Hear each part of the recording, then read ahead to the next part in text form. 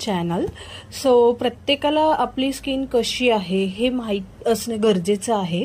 तर आज आपण बघणार आहोत की आपली स्किन कशी ओळखावी. म्हणजे स्किनचे जे प्रकार असतात ते 4 प्रकार असतात: normal, oily, dry and combination skin. तो प्रत्येकाला आपली स्किन कशी असावी ही आजकाल माहितीच नसते आणि कोणती आहे ती कळत नाही. सो मी आज तुम्हाला एक प्रोसिजर सांगणार आहे. तर सकाळी उठल्याबरोबर मॉर्निंगला उठल्यानंतर तुम्ही फेस वॉश करायचा आणि 10 मिनिटाच्या गॅपने चेक करायचे की तुमची स्किन कोणत्या टाईपची आहे.